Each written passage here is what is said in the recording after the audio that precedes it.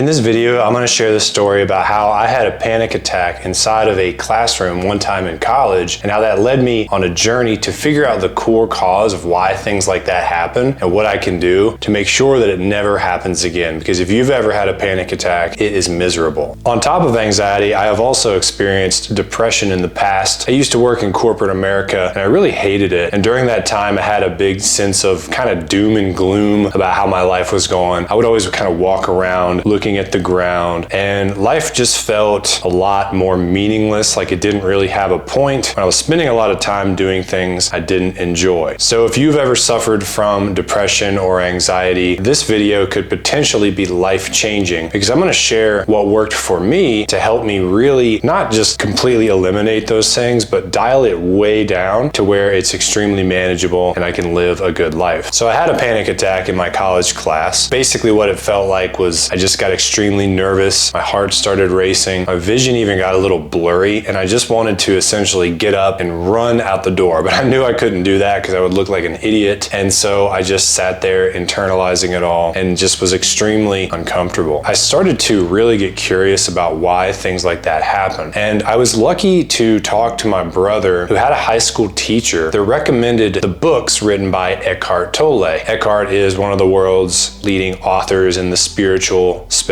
And so I grabbed his two books. One was The Power of Now, which I don't have a copy of here, and the other one was this one called A New Earth. Now, I'm not going to summarize these entire books. That would take way too long. Instead, I'm just going to share my top takeaways that help me dial that knob back and really reduce my anxiety and depression. And I'm going to share some examples and some actual practical exercises that you can do to see a difference right away. Now, a few disclaimers. This is not medical advice. I know there's people who actually have diagnosed medical conditions, chemical imbalances. I'm just sharing what worked for me. The level that I experience things like anxiety or depression at is probably like a 7 out of 10. So if you are at a 10 or 11 out of 10, I'm not claiming to be able to relate to you or understand what your life is like. I'm simply just going to share some techniques that worked for me to make a noticeable difference in my life. Trust me, I'm far from a spiritual guru. I am still on the journey as well. Maybe this video can help some people because it's kind of hard to relate to the guy with the white robe on and the flowing beard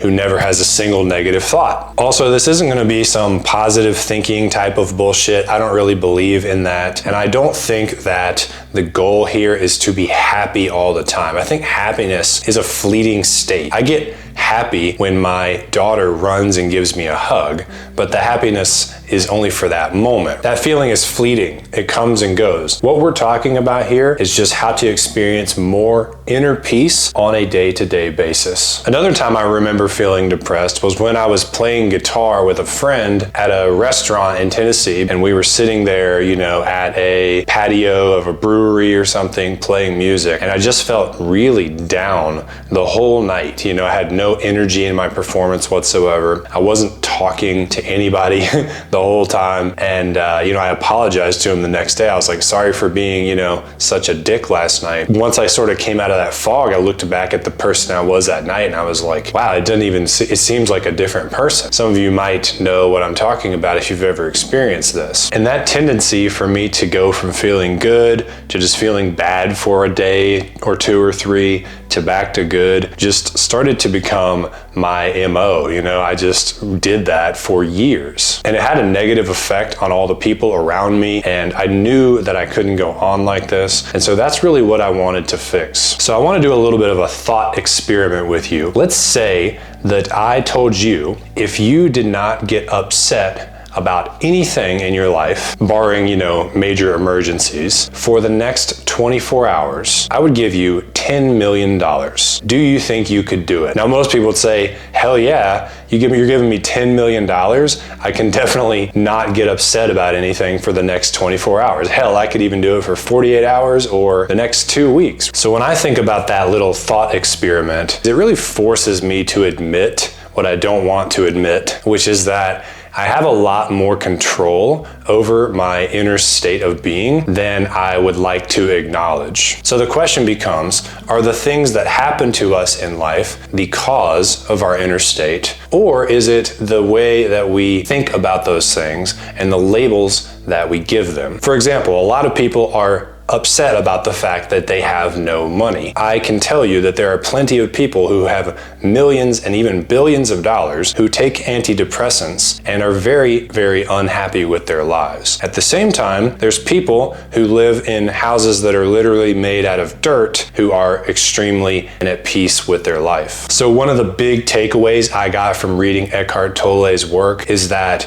my internal state is not actually governed by the external things that are going on in my life, such as how my career is going, how my relationships are going, the amount of fucking chores that I have to do every day, but really my interpretation of those things, like whether I am deciding to label those things as good or bad. So here's another example. Imagine you give the keys to your car to one of your friends, and 20 minutes later, they call you and tell you they've been in a car accident, they're okay, but your car is totaled. Now you're going to probably be pretty pissed off about that, right? But what if at the peak of your anger, they say, April Fools, and then you realize, damn it, it's April 1st. And they got me. So for a second there, you were really pissed off about the fact that your car was totaled. But it turns out that that was not even a real thing. There was no crashed car. What was the real origin point of your unhappiness or anger in that moment? Even if that car had been crashed,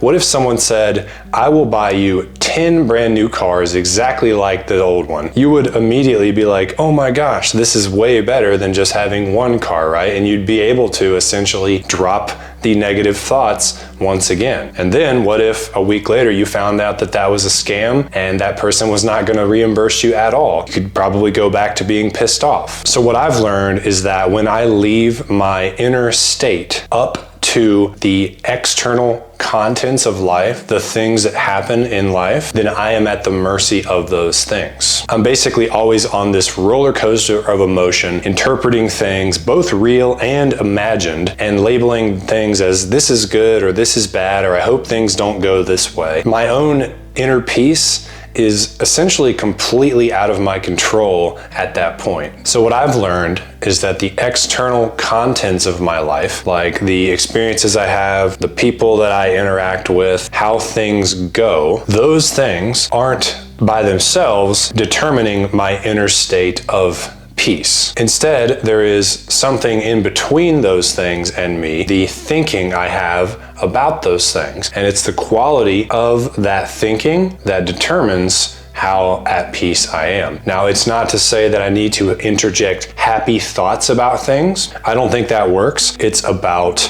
observing when the negative thoughts kind of float up and try to interpret a situation, and kind of being able to step back and see those thoughts and let them dissipate like a cloud that sort of passes through and you can observe it, but then it's gone. And that is what allows me to not get sucked into thinking that my life is terrible and thinking that everything is going wrong, which is what was actually going on in my head when I was depressed playing guitar at that restaurant that night. It was just my brain was pounding me with negative thoughts, and I thought that I had no control over that. So ultimately, the more aligned that we can become with the external contents of life, the more in flow we are with life as it is actually happening. And that's when things seem to change and become more at ease. Life seems to be there to be your friend and to have your back instead of to screw you over all the time. One thing I will allow myself to get upset about is all the little chores and to-dos I have to do around the house on a daily basis. Like I do a shitload of dishes every night. I'll sometimes let myself start to think about how, oh, this is all I ever do and I never have any free time and these damn dishes just keep piling up and this takes up my whole night, and then after this I've got to go,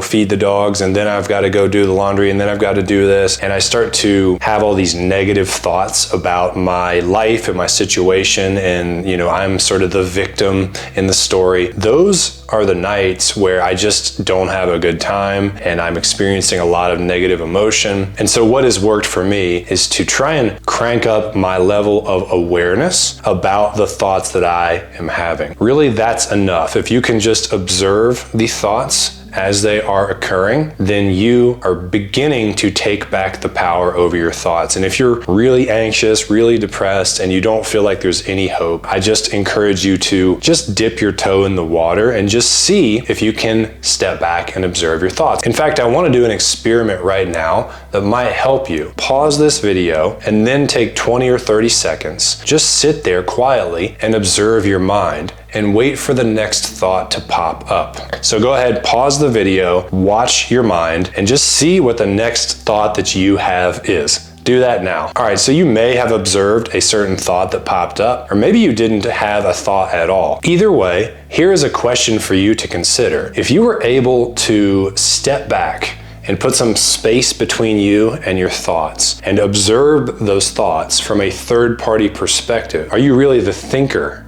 Are you really those thoughts, or is there a deeper part of you that's beyond thinking? That's one of the things that Eckhart Tolle talks about in the book a lot. Being able to step back and observe your thoughts as the witnessing presence. And that is the beginning of separation from your mind. And if we can agree that your mind is the real origin point of things like anxiety, depression, sadness, anger, you name it, because the mind is producing thoughts that cause those things, then stepping back from the mind versus being caught in it is the first step to taking back some control over your inner state. Now, he shares a lot of cool techniques in this book on how to become more present and to disidentify from your mind. One of my favorites is called inner body awareness, and that's essentially where you just feel your inner body. And I know that sounds weird. The easiest places actually to feel the energy that's inside of your inner body is in your hands and your feet. You can do an experiment where you can essentially close your eyes, try to feel that your hands are there without actually looking at them. And I'm guessing you can do that, and then try it for your feet as well. And what you're feeling is the energy, the aliveness that's inside of your body. And then if you can feel it in your hands and in your feet, you can try to feel it in your arms and your chest and your back and your head and so on. There's actually meditations called body scans that are probably my favorite type of meditation, but I will use that technique of inner body awareness anytime I'm starting to feel some anxiety or depression. I could be out in public and I